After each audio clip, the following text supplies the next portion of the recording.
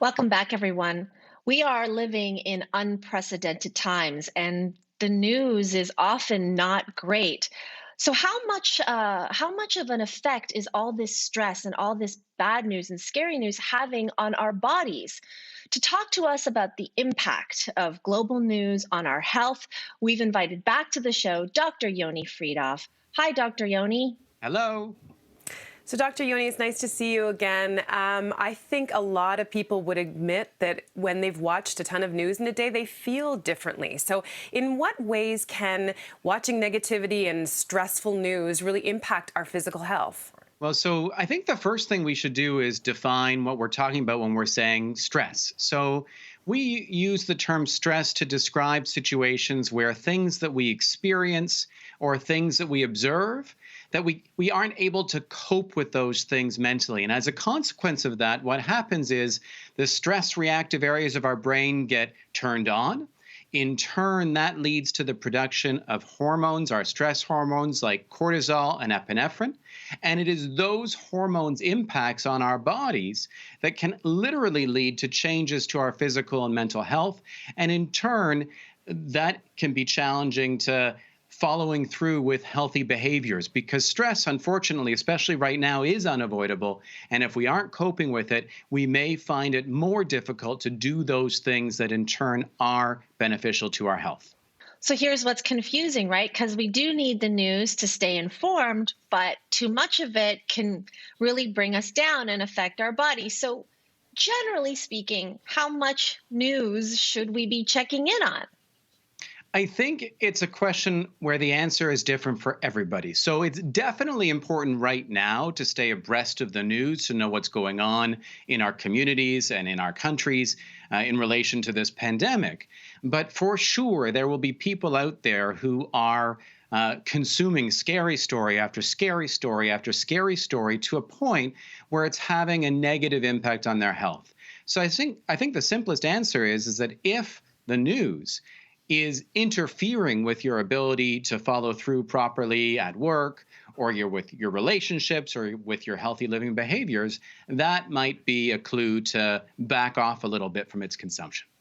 Let's talk a little bit more specifically about mental health. You touched on this before, but what impact can this sort of heightened tension and kind of sustained tension actually have on our mental health?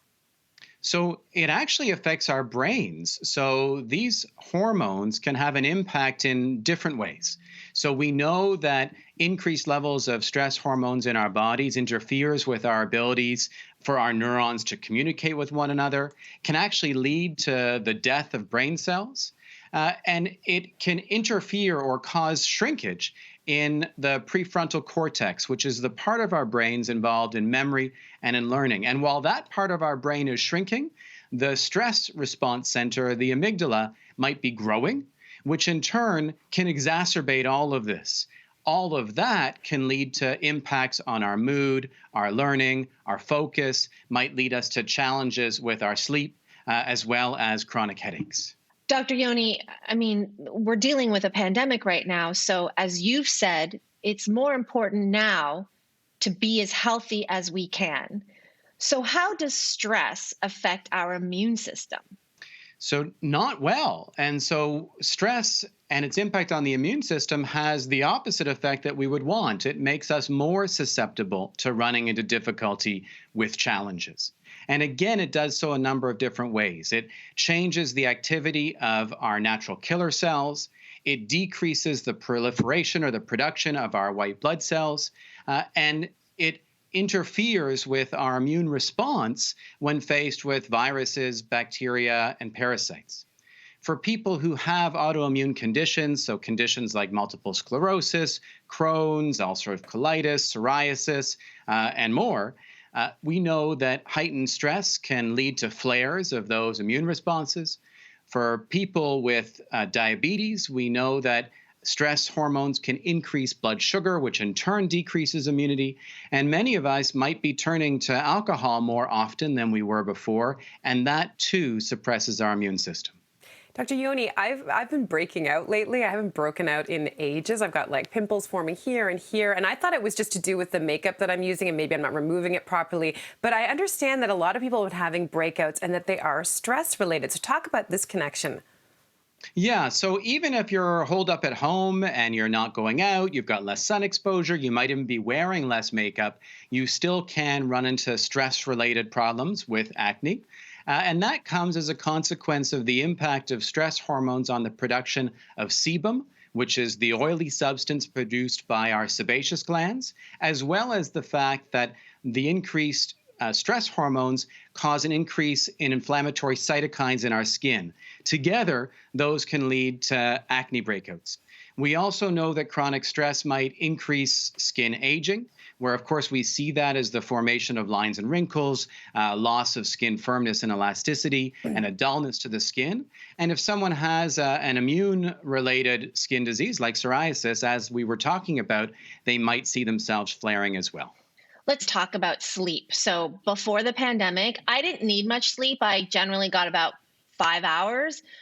During the lockdown, I'm actually sleeping more, maybe 6 or 6.5. But Yoni, I'm feeling way more tired than I did when I only got like 4 or 5 hours sleep. So what is the effect of stress on, your energy levels and sleep and exhaustion and all that?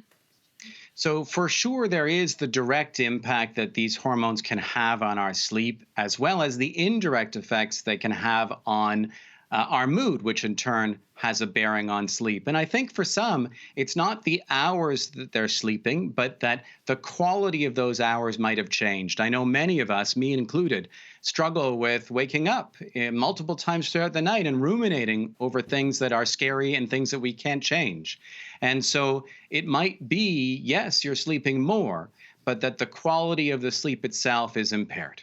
There's been a lot of chatter during this pandemic about our relationship with food. Some people seem to be seeking out more comfort food, maybe even overeating, whereas other people are having a stress reaction that causes them to undereat. So how can we ensure that our relationship to food remains healthy during these times? So when there's an acute stress, we are often less interested in food. So then we're responding to the epinephrine in our bodies, the fight or flight hormone. And so we might be more interested in fighting or flighting than we are in eating. But with chronic stress and chronically elevated cortisol levels, people might be turning to food for comfort because it's actually comforting, where it decreases cortisol levels, and it might help to increase the production of a mood-improving neurotransmitter called serotonin. But as far as what to do about it, my advice is always the same. So our job is to live the healthiest lives we can honestly enjoy with the smallest amount of indulgence we need to like our lives. But where during a pandemic, we might need more of that indulgence than we would during a hunky-dory normal time. That said, if we're hungry and we need comfort, we're going to eat more. And so things people can do should be focused, I think, on decreasing the hunger aspect of things. That might involve eating calories rather than drinking them. Liquid calories don't fill us up the same way as solid calories do. It might be the inclusion of protein with every single meal and snack. And it would be keeping track of your patterns of eating to see what pattern for you leaves you the fullest. Because the answer to the question, what's the smallest amount I need to be satisfied? It's going to be less if you're not hungry. Okay, so we need to know what are some healthy ways for us to manage our stress or to de-stress? Sure. So I think there's three things we can all fairly easily focus on. So the first is friendship. We need to cultivate our friendships. We're social creatures, and having someone to discuss our concerns and struggles with is useful and important. So call your friends, call your family, and if you know someone who you think might be isolated, please do reach out. The second is exercise. It's good from a stress relief perspective. It's good from an immunity perspective. So how should you do that? Well, some is good, more is better, everything counts. And even if you're staying home, there are now a whole host of apps and videos, free ones, that can help work you through a workout from home, even if you have no home exercise equipment available. And then finally, it's those meditation and relaxation applications and videos as well. Taking some time to de-stress actively, to focus on breathing, to focus on clearing our minds, that too can be helpful during this time. Thanks so much, Dr. Ione, for all this wonderful information. It's always a pleasure to see you. Thank you. A recap of everything we discussed will be up on our website after the show. Don't go anywhere. We'll be right back.